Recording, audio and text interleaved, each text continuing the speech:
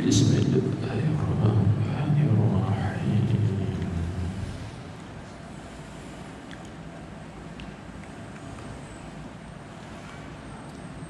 Alhamdulillahi rabbil alamin.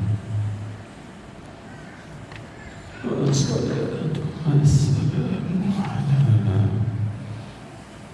asyrafil anbiya'i wal mursalin Sayyidina wa maulana Muhammadin al-Fatihil amin wa ala alihi wa sahbihi ajma'in. Allahumma salli ala Sayyidina Muhammadin al-Fatihil lima ughliqa wal khatimi lima sabaqa nasiril haqqi bil haqq wala ila siratikal mustaqim wa ala alihi haqqa qadrihi wa miqdarihil azim. Salatan taftahu lana biha abwaaba ridha wa taysir wa tughliqu biha 'anna abwaaba asy-syarri wa ta'sir wa takunu lana biha waliyyan wa nasira. Anta waliyuna wa maulana fa ni'mal maula wa ni'man nasir. Allahumma iftah lana abwaaba fadlik wa anshur 'alaina khazaina rahmatik bi rahmatika ya arhamar rahimin wa bi jahi sayyidil anbiya'i wal mursalin. Amma ba'du. فقال المصنف رحمه الله تعالى ونفعنا بعلومه وبركاته وأسراره في الدارين آمين يا رب العالمين.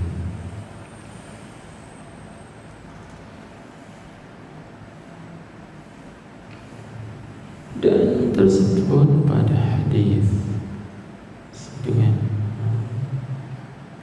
berkata malaika bagi orang yang meninggal sembahyang subuh, ya fajir, artinya hai orang yang salim. Dan berkata bagi orang yang meninggal sembahyang zuhur, ya khasir, artinya hai orang yang rugi. Dan berkata ya malaikat bagi orang yang meninggal sembahyang asar, ya asi, artinya hai orang yang durhaka. Dan berkata ya malaikat bagi orang yang meninggal sembahyang maghrib, ya kafir, artinya hai kafir. Dan berkata ya malaikat bagi orang yang meninggal sembahyang isya, ya mutayyi'an tur'indu, ya mutayyi'an dayya'akallah, artinya hai orang yang mensia-sia akan sembahyang, telah mensia-sia akan dikau oleh Allah. Itulah tuan-tuan, puan-puan, hadirin hadirat sekalian, akibat daripada seorang itu tidak mengambil peran mengenai sembahyang. Jadi kita sambung pada pengajian kita usul tauhid, yaitu pada membicarakan mengenai kebinasaan orang-orang yang meninggalkan sembahyang. Jadi tersebut dalam riwayat hadis yang kita baca tadi, bila mana seorang itu meninggalkan sembahyang fardu subuh, maka malaikat berkata kepada dia, wahai orang yang jahat, wahai orang yang zalim, ya fajir. Bila seorang itu meninggalkan pula sembahyang fardu zuhur, maka malaikat pun berkata kepada dia, ya khasir, wahai orang yang rugi. Seterusnya bila mana masuk waktu asar dan dia meninggalkan juga sembahyang asar tadi, lalu malaikat pun berkata kepada dia, ya asi, wahai orang yang berbuat maksiat, yakni orang yang derhaka terhadap Allah Subhanahu wa taala. Baik. Kemudian bila mana dia meninggalkan sembahyang fardu maghrib pula, maka malaikat pun berkata kepada dia, ya kafir, wahai orang yang kafir, tidak beriman dengan Allah Subhanahu wa taala. Seterusnya bila mana masuk waktu Isya, kemudian dia tidak menunaikan sembahyang Isya di dalam waktunya sehingga habis waktu Isya, maka orang itu malaikat berkata kepada dia, ya mudayyi'un, dayya'akallah, wahai orang yang mensia-siakan sembahyang, kan mudah-mudahan mensia-siakan dikau oleh Allah.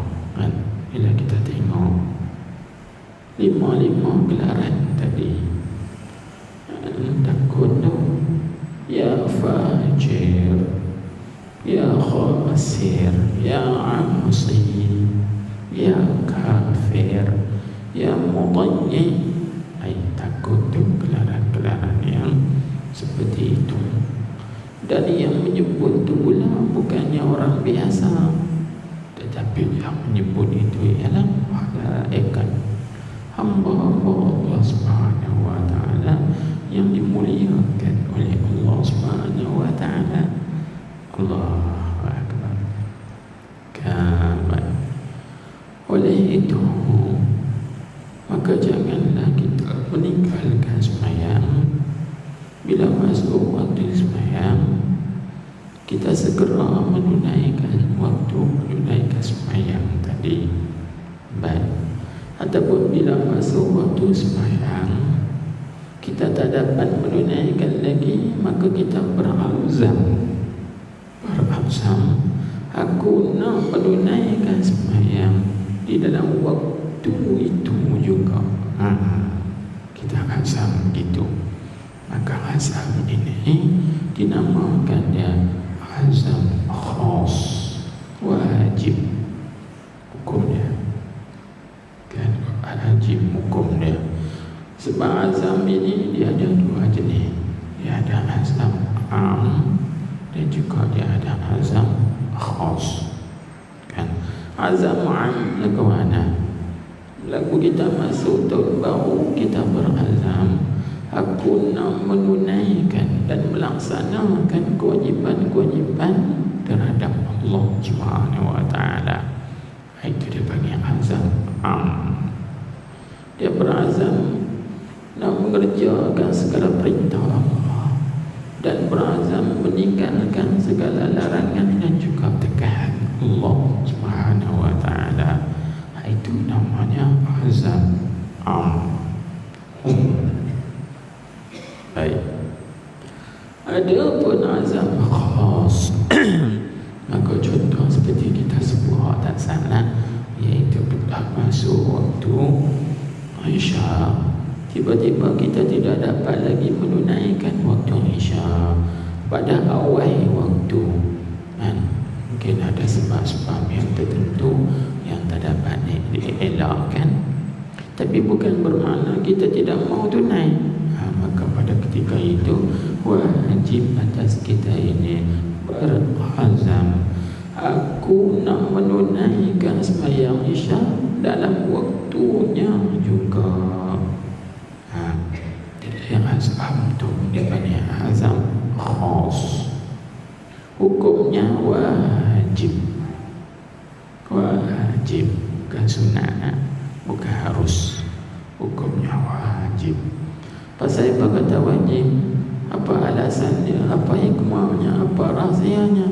Hikmahnya tuan-tuan puan-puan hadirin hadirat sekalian, bila masuk waktu sembahyang kemudian kita tidak dapat menunaikan lagi sembahyang kerana ada sebab-sebab yang tertentu, kemudian kita berazam, aku nak menunaikan sembahyang dalam waktu ini juga, fardu takdir. Kalau kita mati dalam masa itu, maka kita mati tidak berdosa. Sebab apa tak berdosa? Sebab kita dah azam nak buat tapi tak dapat buat lagi. Tiba-tiba kematian datang menjemput kita dengan terkejut, maka mati kita itu tidak berdosa, walaupun kita tidak sempat menunaikan ibadat sembahyang tersebut. Pasal apa tak berdosa? Sebab kita dah azam dah nak buat sembahyang tadi dalam waktunya. Baik. Tapi kalau seorang itu bila mana masuk waktu sembahyang tiba-tiba dia tidak menunaikan sembahyang kerana ada sebab-sebab yang tertentu, dan dia tidak berazam untuk menunaikan sembahyang dalam waktunya juga, fardu takdir dia mati, maka matinya itu di dalam berdosa. Pasal berdosa sebab dia tak azam. Awalnya azam, sebab azam itu wajib, jadi dia berdosa itu kerana meninggal yang wajib. Mana wajib azam untuk menunaikan sembahyang fardu di dalam waktunya itu. Baik. Jadi kes-kes yang semacam ini atau seumpama ini biasa berlaku kepada siapa? Bukan setakat orang pejabat, orang kampung pun begitu juga. Orang pejabat lebih lagi bila masa waktu tengah mesyuarat, contohlah mesyuarat mula pukul 12, mesyuarat habis pukul 3, maknanya masuk dah waktu zuhur ni masih tak habis lagi mesyuarat. Nak keluar tak boleh. Maka pada ketika itu kita azam, aku nak mengerjakan sembahyang zuhur ini dalam waktu zuhur juga. Fardu takdir kalau mati masa itu, maka mati kita tidak berdosa. Baik. Ini yang kita dapat faham pada sini. Kalau seorang itu meninggalkan sembahyang tanpa ada apa-apa uzur, maka malaikat akan berkata kepada dia, tengok kalau tinggal sembahyang subuh, malaikat kata, wahai orang yang zalim. Kalau dia tinggal sembahyang zuhur pula, malaikat akan kata, wahai orang yang rugi. Bila dia tinggal pula sembahyang asar, maka malaikat akan berkata kepada dia, wahai orang yang berbuat maksiat. Kan? Bila dia tinggal sembahyang maghrib pula, malaikat akan kata kepada dia, wahai kafir. Kan? Bila dia tinggal waktu Isya, maka malaikat akan berkata kepada dia, ya mudayyi' Allah. Hei orang yang mensia-siakan sembahyang, Allah Ta'ala mensia-siakan engkau. Takut tuan-tuan. Dan lagi pula orang yang meninggalkan sembahyang ini maknanya orang yang buat-buat mudah, tak ambil berat dengan sembahyang. Dipanggil al-mutawin bis-salah, orang yang buat ringan, meringan-ringankan sembahyang, memudah-mudahkan semayang. Maka kata ulama, orang yang meringankan semayang, buat mudah tapi berat dengan semayang, orang ini ditakuti, dibimbangi mati tanpa iman. Nauzubillah min dzalik. Ditakuti, dibimbangi mati tanpa iman, yakni mati dengan tidak ada iman. Nauzubillah min dzalik. Jadi kita jagalah. Baik. Kemudian seterusnya coba kita tengok lagi apakah ancaman-ancaman, bentuk-bentuk ancaman atau rupa-rupa ancaman Allah Subhanahu wa taala bagi orang yang meringankan sembahyang 5 waktu ini. Dia kata, dan dihikayat orang akan bahwasanya Nabi Isa alaihi salam telah lalu ia Nabi Isa atas satu kampung. Tengok, diceritakan bahawa Nabi Isa alaihi salam melalui satu perkampungan yang di mana kampung tu, dengar dia kata, yang banyak air sungai. Yang ada itu kampung dan pohon kayu pada itu kampung. Tengok, kampung tu air sungainya mengalir banyak. Bila air banyak, biasanya subur lah kan, tumbuh-tumbuhan, tanam-tanaman, pohon kayu jadi subur. Bila pohon kayu jadi subur, maka buah kayu pun banyak. Itu disebut sini. Dan pohon kayu pada itu kampung pun banyak juga, ada jua, yakni juga. Jadi pohon tersebut yang banyak. Baik. Baik itu tengok. Maka memuliakan Nabi Isa oleh ahli itu kampung. Jadi penduduk kampung tu bila tengok Nabi Isa lalu di kampung mereka, mereka pun memuliakan, menghormati dan Nabi Isa alaihi salam. Lalu tengok, maka tercengang, yakni heran Nabi Isa daripada elok taat mereka itu akan dia patuh kepada Nabi Musa ni. Maksud kita panggil apa? Adab-adab mereka bagus, akhlak mereka bagus, sopan santun mereka bagus, kan? Panggil menyambut kedatangan Nabi Isa alaihi salam. Baik, tak apalah. Baik, tengok pula. Kemudian lalu pula ia Nabi Isa pada itu kampung tadi ni. Tapi Nabi Isa lalu tu kemudian yang selepas daripada 3 tahun. Jadi maknanya apa?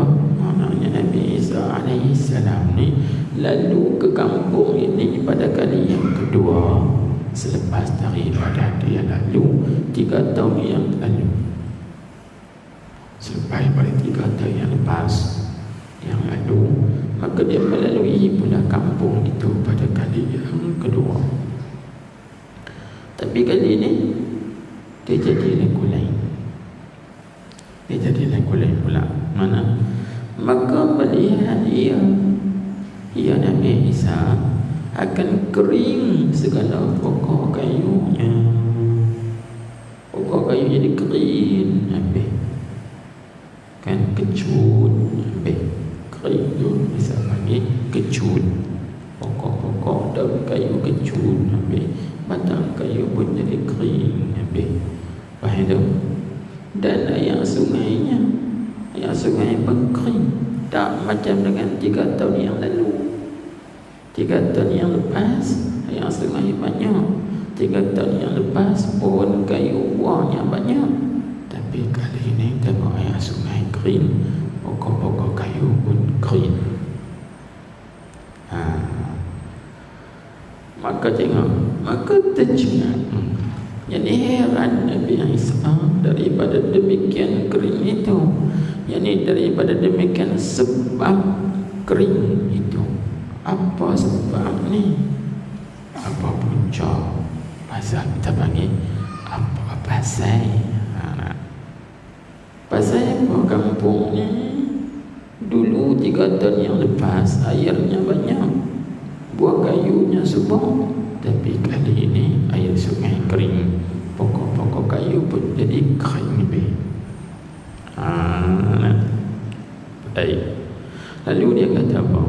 Lalu dia kata, maka mewahyi, yani mewahyu Allah Ta'ala kepadanya, kepada Nabi Isa, kan? Apa wahyu itu bunyi lagu ni? Sesungguhnya telah lalu pada ini kampung oleh seorang laki-laki yang meninggal ia akan sembahyang Allah.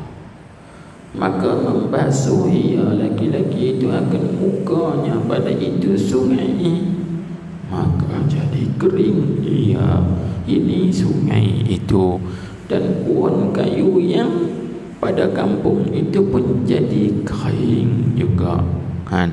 Maka jadi binasalah itu kampung dengan sebab yang demikian itu. Demikian mana?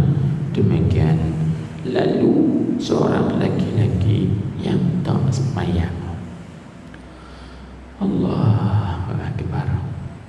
Betul-betul tengok, kan? Maka benarlah kalau kita tengok kisah ini, hikayat ini,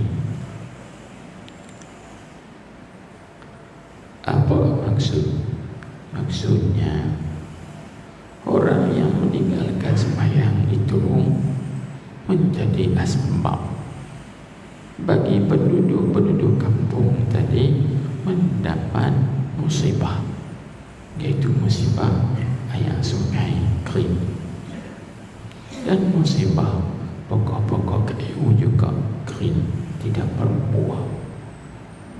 Dengan sebab apa? Dengan sebab dia tak sembahyang, ya. Allah, betul-betul tengok. Itu dia hanya lalu. Laki-laki itu lalu saja. Bagaimana kalau laki-laki itu duduk dalam kampung tu? Tahu nak apa? Jangan kita dah. Dalam kampung kita semualah.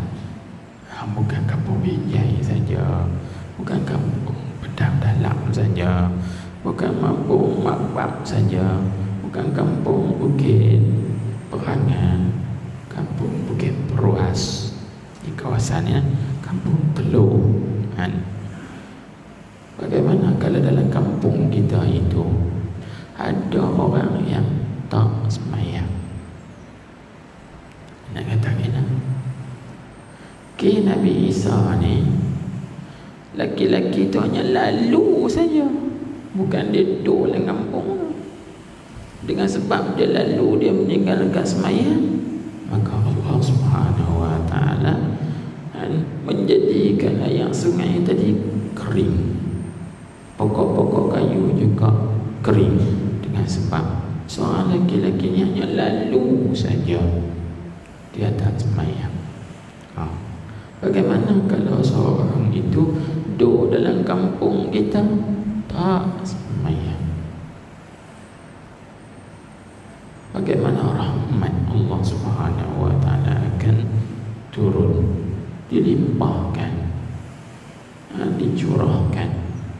Demikianlah juga kalau dalam rumah kita ada seorang tak sembahyang, bagaimana rumah kita itu akan dilimpahi, dicurahi rahmat ilahi? Bagaimana? Tak. Nikah yang kita bicara ni hanya lalu saja. Kalau duduk dalam kampung tu, tak tahu. Ada semua kita fikir, tengok kan. Sebab tu kalaulah kita nak dapat pertolongan Allah Subhanahu wa taala, limpahan curahan kurniaan rahmat Allah Subhanahu wa taala, tuan-tuan, kita nak buat ke mana? Kita kena beriman dan juga kita kena bertakwa kepada Allah Subhanahu wa taala. Buat apa yang Allah taala suruh, tinggalkan apa yang Allah taala tegak, insya-Allah rahmat Allah taala akan turun. Cerita ini kita boleh kaitkan dengan ayat-ayat Al-Quran. Walaupun kita kata cerita ini cerita yang berlaku kepada Nabi Musa, Nabi Isa alaihi salam. Antara Nabi Isa dengan Nabi kita Muhammad sallallahu alaihi wasallam ada 600 tahun.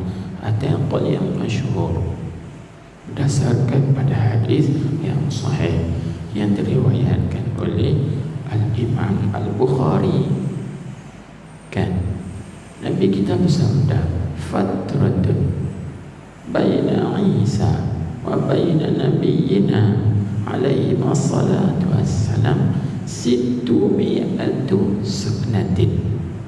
Hadis sahih riwayat Imam Bukhari. Tengok dalam Sahih Bukhari di dalam bab Islam Salman Al-Farisi. Dalam bab Islam Salman Al-Farisi, hadis itu diriwayatkan begitu. Kan? Jadi Nabi kata jarak masa antara Nabi Isa dengan antara Nabi kita Muhammad sallallahu alaihi wasallam ialah 600 sanatin, 600 tahun. Bayangkan kita nak beritahu dengan Nabi kita Muhammad sallallahu alaihi wasallam 6 abad ataupun 6 kurun. Baik. Kemudian tuan-tuan dan puan hadirin sekalian, kita kaitkan cerita ini dengan ayat Quran. Cuba tengok.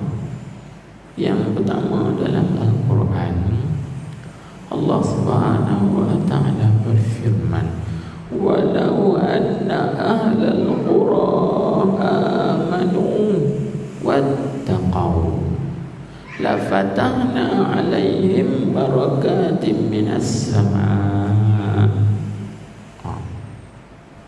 Dalam tengok ayat tu kan, kita selalu baca Al-Quran, Allah Ta'ala berfirman, walau anna ahlal qura, dan jikalaulah penduduk-penduduk kampung itu amanu, kesemuanya mereka beriman dengan Allah, wattaqau, dan kesemuanya mereka bertakwa kepada Allah, yang buat apa yang Allah Ta'ala suruh, tinggalkan apa yang Allah Ta'ala larang. Dan juga Tuhan kata apa? La fatahna alaihim barakatin minas sama, pasti kami akan bukakan, curahkan, limpahkan ke atas mereka keberkatan-keberkatan dari langit.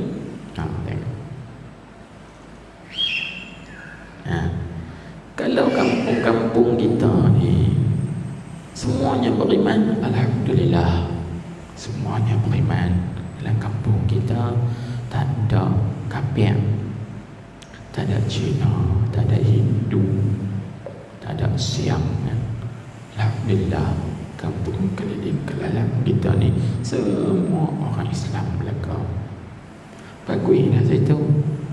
Tapi kalau setakat beriman saja, tak beramal, tak bertakwa, tak jadi. Sebab Tuhan kaitkan amanu wattaqau, waw huruf ataf, dia panggil ataf dengan waw mutlaqul jam'i, dia panggil kena himpun beriman dan bertakwa, dua-dua sekali. Beriman dan bertakwa. Takwa maklum, tiap hari Jumaat tu khatib baca bahkan ittaqullah, bertakwalah kamu kepada Allah dengan menjunjungkan. Itu mana takwa, menjunjungkan segala perintah Allah dan meninggalkan segala larangan Allah. Kalaulah sebuah penduduk kampung itu semua beriman dan bertakwa kepada Allah, Tuhan kata, kami akan turunkan, limpahkan, kurniakan, curahkan ke atas mereka keberkatan dari langit.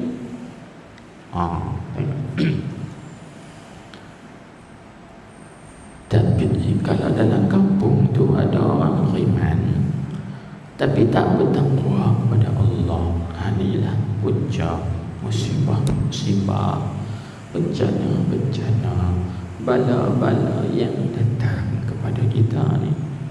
Di antara musibah, bala, bencana ni lah yang kita duduk sekarang ni, COVID-19, Corona. Ini punca sebab kita kita lah yang kita beriman, bukan tak beriman, tapi ketakwaan tu tak ada. Kita buat Tuhan suruh buat sikit-sikit, setengah-setengah ya, tak habis. Kita tinggal apa yang Tuhan tegah pun sikit-sikitnya, ada banyak lagi yang kita tak tinggalkan. Inilah asbab puncanya keberkatan curahan rahmat Tuhan daripada langit tak turun. Bahkan yang turun, yang datang ialah bala. Baik, cuba kita tengok satu ayat lagi kan. Inna rahmatallahi qaribum minal muhsinin. Maksudnya sesungguhnya rahmat Allah Ta'ala itu amat dekat daripada orang yang berbuat baik. Tengok, kalau seorang itu berbuat baik, dia beriman, kemudian dia bertakwa kepada Allah, maka rahmat Allah dekat kepada dia. Rahmat Tuhan dekat kepada dia. Ini jelaskan, bila rahmat dekat, bala tak turun, musibah tidak ada, bencana tidak ada. Sebab rahmat Allah Subhanahu wa ta'ala melingkungi kita, mengelilingi kita kalau kita buat baik. Sebab itu tuan-tuan, kita kena syorkan. Dalam keadaan sekarang, manusia kena penuh masjid. Sebab masjid tempat berbuat baik, tempat berbuat kebaikan, maka rahmat Tuhan akan turun. Kan?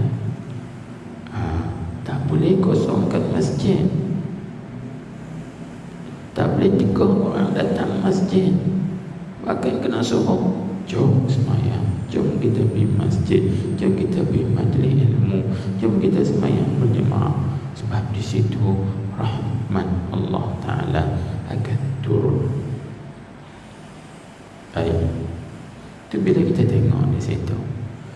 Tetapi sungguh pun begitu, maka ada hikmah dia, tuan-tuan. Ada hikmah dia. Allah Ta'ala buat begini ni, ada hikmah dia. Hikmah dia apa? PKP. Itu hikmah dia, PKP. P itu pulang, K itu kepada, P pencipta. PKP, pulang kepada pencipta. Maksudnya kita kena kembali balik kepada Allah, kena patah balik kepada Tuhan. Apa makna patah balik kepada Allah?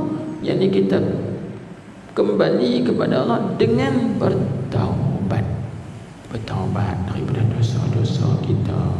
Kita tinggal sembahyang, kita tak ikut perintah Tuhan, kita kembali kepada Allah, kembali kepada pencipta. PKP, pulang kepada pencipta. P pulang, K kepada P pencipta, pulang kepada pencipta. Atau pulang ke pangkuan pencipta kita ini. Iaitulah kalau dalam bahasa Arabnya disebut sebagai ar-ruju' ila Allah atau al-inabah ila Allah. Dalam Al-Quran ada perkara ini. Wa anibu ila rabbikum, kembalilah kamu, pulanglah kamu kepada Tuhan kamu. Itu al-inabah ila Allah. Manakala ar-ruju' ila Allah, mana? Wa anna ila rabbika ruj'a, kan kita baca, dan kepada Tuhanmu itu ruj'a, kembali, pulang kepada Allah Subhanahu wa ta'ala.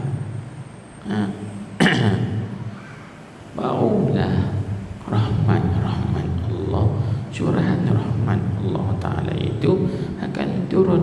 Bila rahmat turun, rahmat dia likan habis, dia halau habis bala-bala musibah ni. Bila rahmat Tuhan turun, COVID-19 hilang habis, dia halau habis. Tapi kita ni masih lagi tak pulang kepada Allah, tak kembali kepada Allah. Macam mana COVID ni nak hilang? Rahmat tak turun. Kalau rahmat turun, kan, maka dia akan halau habis COVID ni. Maka nak bagi rahmat tu turun, kita kena kembali kepada Allah, bertaubat, beristighfar, beramal soleh, buat apa yang Allah Ta'ala suruh, tinggal apa yang Tuhan tegak. InsyaAllah hilang bala musibah.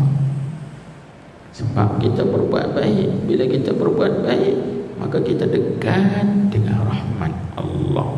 Kan kita baca ayat azan, inna rahmatullah, rahmat Allah itu qaribun, amat dekat, amat hampir dengan orang yang berbuat baik. Ini hikmahnya. Jadi tak sunyi dan juga tak lepas daripada ada hikmah.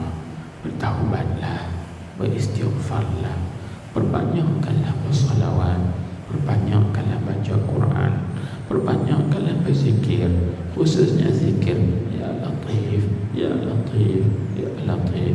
Mudah-mudahan kita mendapat kelembutan Tuhan. Dan maka bila datang lembut Tuhan, insya-Allah Tuhan kasih dan sayang. Bila Tuhan kasih sayang, Tuhan limpahkan kurnia-Nya, rahmat-Nya ke atas kita, maka COVID akan diangkatkan oleh Allah Subhanahu wa ta'ala. Inilah kan. Baik. Jadi kisah riwayat tadi ni bersangkut paut dengan ayat Quran. Cuba kita tengok satu ayat lagi. Ini kita kaitkan kisah ini dengan ayat-ayat Al-Quran. Walaupun kisah ini berlaku ke atas Nabi Isa, bukan Nabi kita Muhammad sallallahu alaihi wasallam, tapi dia ada sangkut paut dengan Al-Quran yang diturunkan oleh Allah Ta'ala ke atas Nabi kita Muhammad sallallahu alaihi wasallam. Cuba tengok ayat ini. Allah Ta'ala berfirman, Zaharal fasadu fil barri wal bahri bima kasabat sayyidin nas. Kan, maksudnya timbul kerosakan, kebinasaan di daratan dan juga di lautan. Puncanya apa? Puncanya ialah tangan-tangan kita manusia ni. Kita sendirilah menjadi penyebab asbab. Jadi rosak di lautan, bala tsunami, kan, ombak besar, itu kebinasaan di lautan dan juga di daratan. Di daratan ni gempa bumi, gunung berapi meletup, apa lagi? Apa? Bumi runtuh dia tekan, kan, masuk. Itu dipanggil kerosakan. kebinasaan di atas muka bumi. Kita sendiri yang buat asbabnya. Tapi ada hikmahnya. Berlaku begitu tu supaya tak berlaku lagi pada kali yang kedua. Apabila kita kembali kepada Allah. Sebab di belakang ayat tu Tuhan sebut la'allahum yarji'un, mudah-mudahan mereka itu kembali kepada Allah. Itu yang kita sebut PKP lah. PKP lah, pulang kepada pencipta. Kita beristighfar, kita bertaubat, perbanyakkan selawat, bertaqarrub, mendekatkan diri kita kepada Allah. InsyaAllah bahawa rahmat Allah Ta'ala akan turun, rahmat Allah Ta'ala akan meliputi kita. Maka ketika itu segala musibah, segala bencana akan hilang, habis, terangkat, habis. Inilah kita kembali balik pada kita tadi. Apa? Tak semayang ya, dengan sebab satu orang lelaki tak semayang, kemudian lalu kampung itu, maka kampung itu diangkat oleh Allah Ta'ala akan keberkatan dia. Tak ada berkat dalam kampung itu. Air sungai kering itu diangkat keberkatan. Buah-buah kayu, pokok-pokok kayu pun kering, itu diangkatkan keberkatan dengan sebab maksud Allah. Baik, kita tengok lagi. Lalu dia kata apa? Hei Isa. Ini Allah Ta'ala kata dekat Nabi Isa. Sebab Nabi Isa dia herankan, dia heran, tak ada jawapan. Dia kata, heran aku, 3 tahun yang lalu aku lalu kampung ni, Masya Allah, kampung ni yang sungainya banyak, pohon kayunya banyak. Tapi bila kali ni yang sungai kering bunga, apa masalah ni? Maka Allah Ta'ala pun bagi jawapan dekat Nabi Isa dengan Allah Ta'ala mewahyukan kepadanya. Apa dia wahyu tu? Tuhan nak bagi tahu, hei Isa, puncaknya ada satu orang laki-laki, dia lalu kampung ni, tapi laki-laki ni tak semayang. Maka aku akankan keberkatan pada kampung ini. Tak ada berkat. Air sungai kering, pokok-pokok kayu pun jadi kering. Lalu Tuhan kata, hei Isa, adalah kala adalah tinggal semayang itu sebab bagi roboh agama. Nescaya adalah ia tinggal semayang itu pula jadi sebab bagi robohnya dunia pula.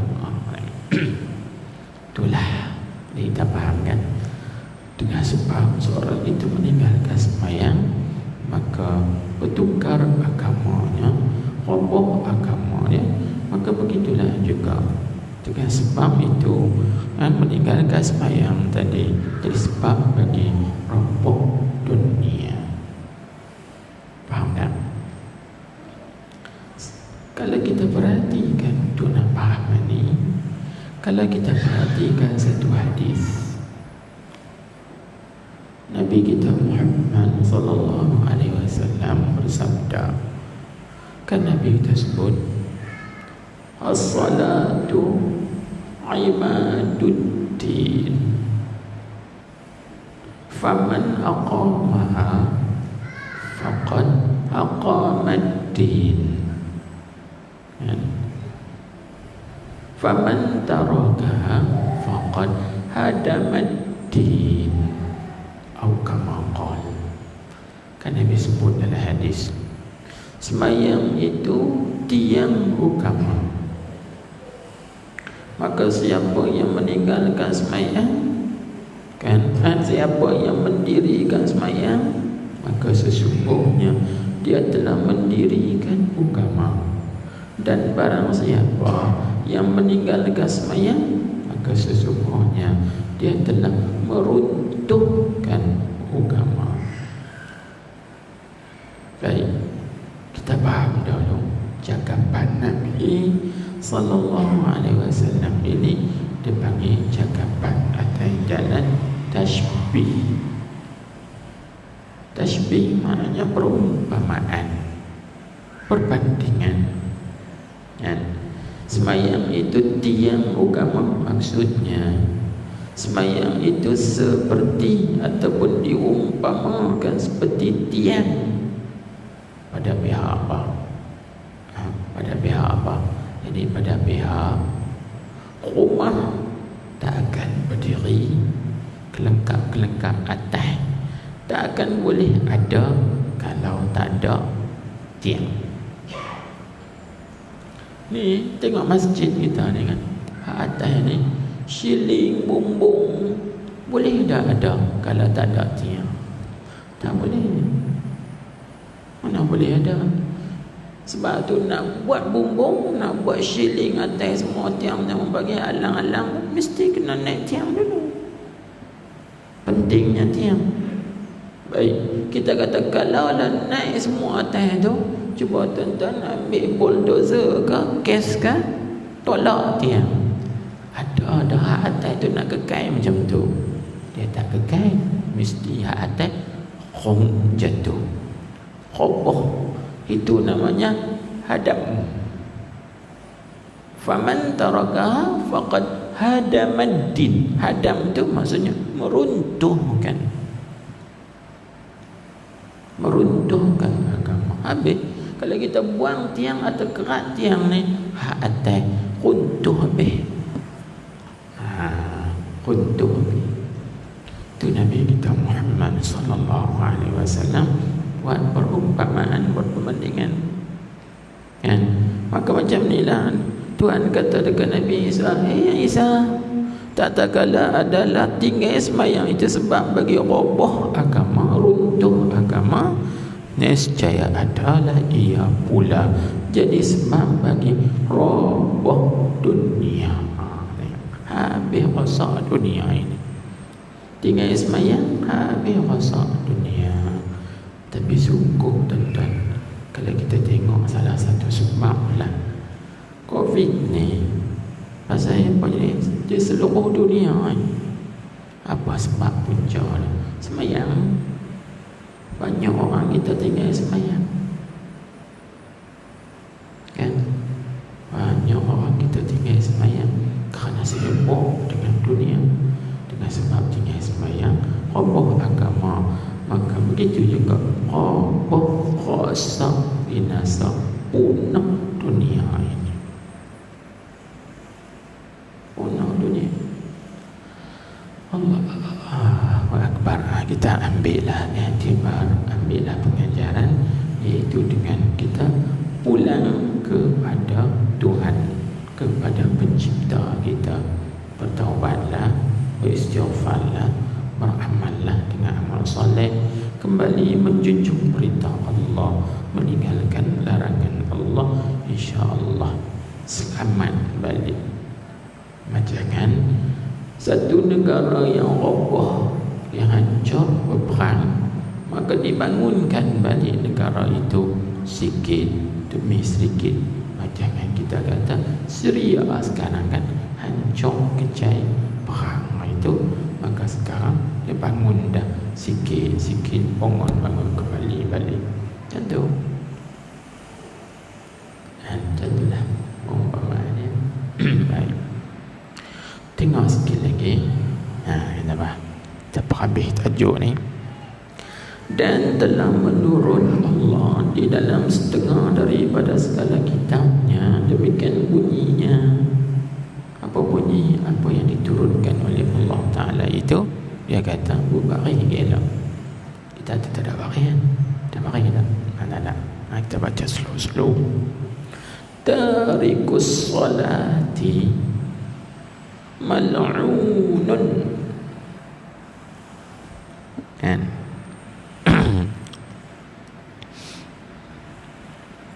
Wajaruhu in radiya bihi mal'unun walaula anni hakama adlin laqultu kullu man yakhruju min zahrihi mal'unun ila yaumil qiyamati. Sekali lagi kita ulangi.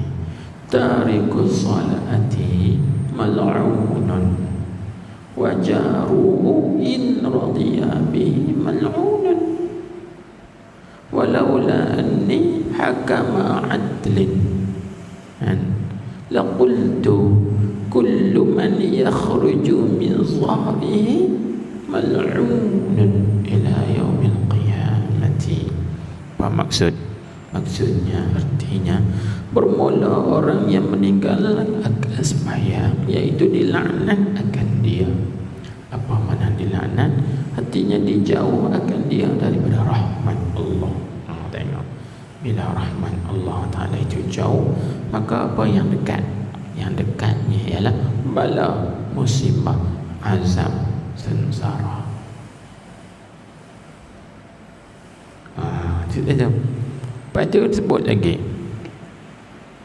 dan orang yang berjiran dengan dia, dengan orang yang meninggalkan sembahyang. Orang yang menjadi jiran di rumah dia. Istilah jiran ni tentang apa? Bagaimana? Istilah jiran ni kalau mengikut bagi hukum fiqh, iaitu orang yang berada di sekeliling kita 40 buah rumah. Itu mana jiran. Maksudnya di depan rumah kita ada 40 buah rumah, itu jiran kita.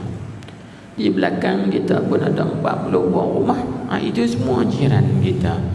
Di sebelah kanan kita 40 buah rumah, itu juga jiran kita. Gitu juga di sebelah kiri kita 40 buah rumah, itu adalah jiran kita. Maknanya 160 buah rumah sekeliling kita, semuanya adalah jiran kita. Kan 4 kali 4 16 kan, 160.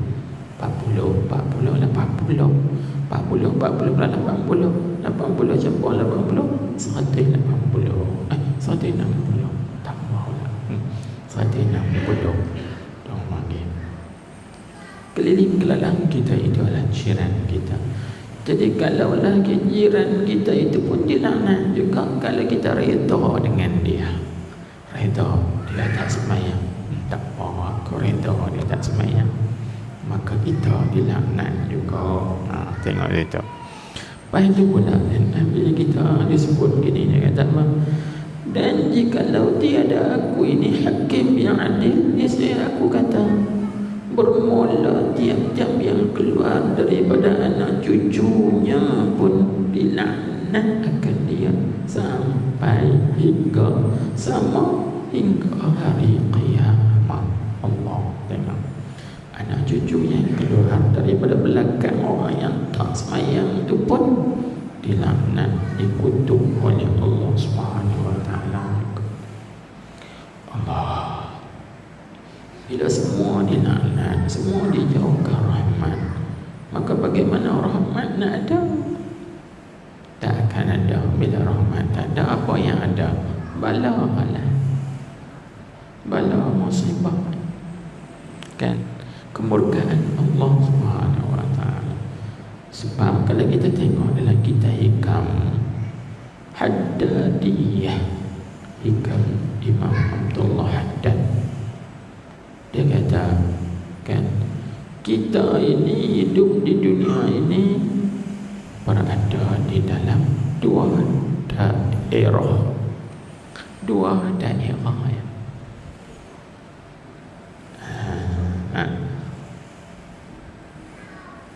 Mana boleh dua daerah? Di sini pun banyak daerah.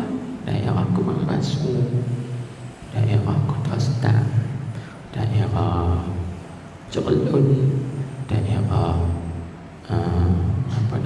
Pokok Sebenar, daerah apa lagi, Kuala Nerang, Kan banyak daerah tu. Tak betul lah daerah tu banyak. Tapi hakikatnya kita hidup dalam dunia ni, dia tak lepas daripada dua daerah. Daerah yang pertama dia panggil Dairatul Rahmah, iaitu daerah rahmat. Daerah yang kedua iaitu Dairatul Ghadab, dia panggil daerah kemurkaan. Dua-dua kita duduk di mana pun, duduk di mana pun kita tak lepas daripada. Ada kala kita duduk dalam lingkungan rahmat Tuhan, ataupun kita berada di dalam lingkungan kemurkaan Tuhan. Lagu mana orang yang duduk dalam lingkungan rahmat Tuhan? Orang yang beriman dan juga orang yang bertakwa, beramal dengan amal salih, insya-Allah dia berada dalam daerah rahmah. Tapi kalau dia tak beriman, dia tidak bertakwa, maka dia berada di dalam daerah kemurkaan Allah Subhanahu wa taala. Gitu. Kan? Jadi tengoklah. Jadi orang yang meninggalkan sembahyang, dia ini terkeluar daripada daerah rahmat. Bila dia terkeluar daripada daerah rahmat, berarti dia berada di dalam daerah laknat, dikutuk, dijauhkan oleh Allah Subhanahu wa taala daripada rahmat Tuhan. Itu jaga sembahyang bagi elok. Baik. Dan tersebut pada hadis bahawa Jibril dan Mikail alaihissalam berkata keduanya telah berfirman Allah Ta'ala, man taraka salata fahuwa mal'unun fit Taurati wal Injili wal Zabur wal Furqan. Artinya barang siapa meninggalkan sembahyang, maka ia dilaknat akan dia di dalam Taurat dan Injil dan Zabur dan Furqan. Ini kitab Al-Quran. Allah Bapa kitab tersebut begitu. Siapa tinggal sembahyang, dia dikutuk. Dalam kitab Taurat juga dikutuk, dalam kitab Injil dituduh. Begitu juga kitab Zabur juga disebut dikutuk. Demikianlah di dalam Al-Quran. Dan tersebut di dalam hadis pula, man taraka salata laqiyallaha wa huwa alaihi ghadbanu. Artinya barang siapa meninggal ia akan sembahyang, niscaya bertemu ia akan Allah, padahal bermula Allah itu sangat murka atasnya. Tengok yang kita sebut tadi kan, orang yang meninggal sembahyang, orang itu berada di dalam daerah kemurkaan Tuhan, bukan daerah rahmat. Baik. Jadi banyak lagi lah ayat-ayat Al-Quran, hadis-hadis Nabi, perkataan-perkataan ulama kan, yang memberi ancaman kepada orang yang meninggalkan sembahyang. Maka memadai, mencukupilah dengan ayat-ayat yang disebutkan dalam kitab ini, hadis-hadis dan cerita-cerita, kisah-kisah riwayat, cukup dah bagi kita yang ada keinsafan dan juga kesedaran ini. Maka Tuhan kita pun kata, dan memadalah, cukuplah dengan ayat dan hadis, dan ini peringatan dan nasihat bagi orang yang takut akan Allah Ta'ala dan siksanya, siksa Allah. Cukuplah. Maka janganlah kita meninggalkan sembahyang, jangan kita melewat-lewatkan sembahyang, jangan kita menunda-nundakan sembahyang, jangan kita mengambil ringan, tak ambil berat dengan sembahyang. Demikianlah juga kita nasihatkan kepada isteri kita, anak-anak kita, cucu cicit kita, dan juga jiran tetangga kita. Nasihat pada pada mereka gitu. Takut kan. Habis situ. Kemudian katanya pasal bima yata'allaqu bil zakati. Habis dah bab sembahyang, nak masuk pula perkara yang bersangkut dengan zakat. Situ dulu. Wallahu a'lam.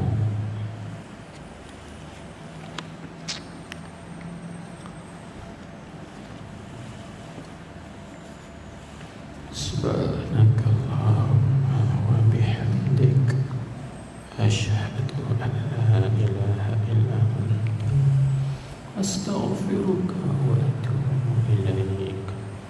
Allahumma salli ala sayyidina Muhammadin an-nabiyil ummi wa ala alihi wa sahbihi wa sallim. Bismillahirrahmanirrahim. Alhamdulillahi rabbil alamin. Wa sallallahu wasallam alaihi. Allahumma aftah alaina hikmataka wa yashur alaina rahmataka ya arhamar rahimin. Allahumma hadina wa saddidna.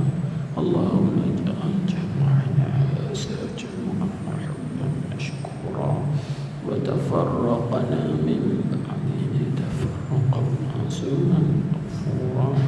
Rabbana atina fid dunya hasanah wa fil akhirati hasanah wa qina adzabannar. Wa sallallahu wasallam alaihi walhamdulillahi rabbil alamin.